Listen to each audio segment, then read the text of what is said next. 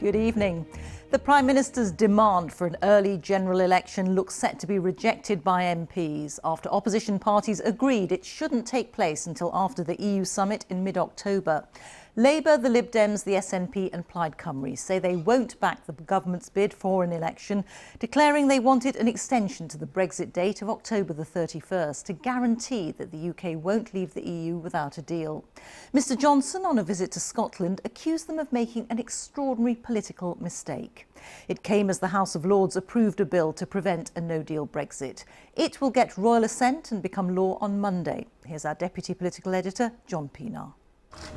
Here we go. Much easier this than leading the country. Boris Johnson's trying to call an election before Brexit to stick to his plan, leave on time, deal or no deal. But he's lost control and he wants it back. We must get Brexit done, and that's my message to my colleagues. Let's come together, get this thing over the line and unite our country, and then get on with defeating the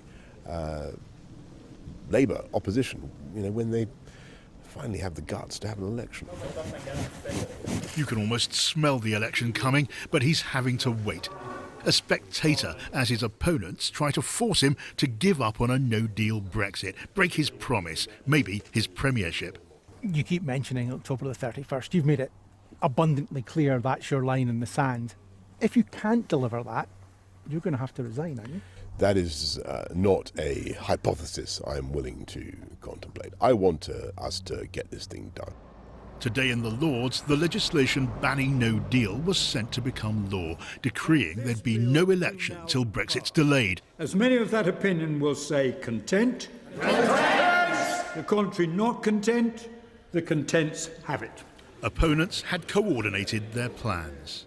We've agreed that we're not going to give the Prime Minister the general election he is so desperate for until an extension is secured and the risk of no deal is completely eliminated. The Prime Minister is on the run. Boris is broken. We have an opportunity to bring down Boris, to break Boris and to bring down Brexit, and we must take that. I want an election, the SNP wants election, but we will do that when we make sure that the security of our citizens is determined. And you want to weaken Boris Johnson ahead of that election by making him break his word. Well, he has gone out with ridiculous promises of leaving the European Union on the 31st of October. Boris Johnson, that's not going to happen. No sight of Jeremy Corbyn, though he'd gathered opposition leaders by phone. Labour's Brexit policy is still a work in progress. But the parties joined the alliance that's cornered Boris Johnson. And in Downing Street, they're searching for a plan, any plan, that'll somehow help the PM regain some kind of control. He's sworn he'll never seek an extension to Brexit, but now a new law could force him to do just that. He won't break his word, he can't break the law. Mr Johnson needs to find a way to force an election or salvage his plan to deliver Brexit, maybe without reaching an EU deal first. And in there's no sign they've found one. We asking for an extension, Mr Frost? What chance of a last-minute deal? Britain's Brexit negotiator, David Frost, has been in Brussels today, but the Finnish PM, who's chairing the EU, suggested a no-deal exit could be close. It seems very obvious that we are not getting Brexit with agreement. 110! 110! On with the whites and off to Peterhead Market. Campaigning keeps you busy. Haggling's part of the job. £50 per fish. Good God, that's an expensive fish. Boris Johnson's famously upbeat, but his premiership could still end badly. That was John Pienaar reporting. Well, the High Court has rejected a legal challenge to Boris Johnson's decision to suspend Parliament.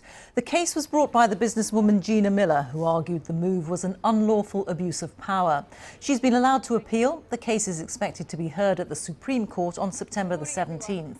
A similar legal challenge was rejected at Edinburgh's Court of Session earlier this week. That case is also being appealed.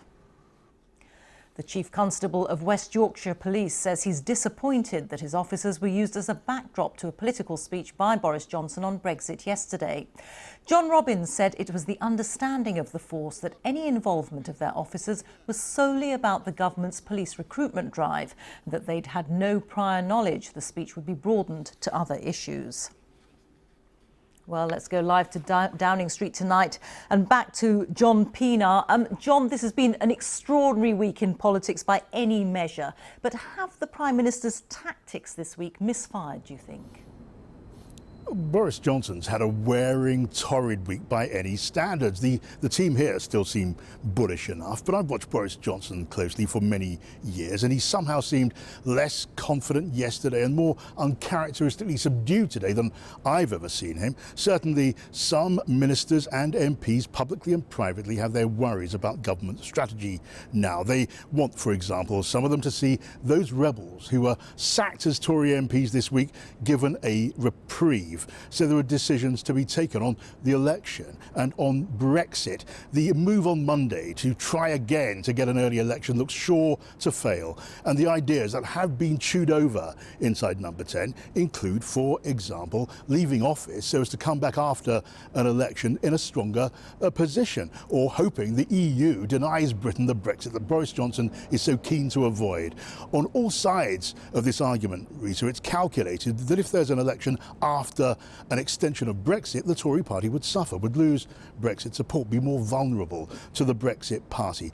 Now, with the country so split, with politics so polarised, with no government majority at all, there was never going to be much of a breathing space for Boris Johnson, let alone any kind of honeymoon. But I struggle to believe he ever really expected the premiership that he's wanted for so long to turn out to be quite so tough, quite so quickly. John, many thanks. John Pienaar there in Downing Street.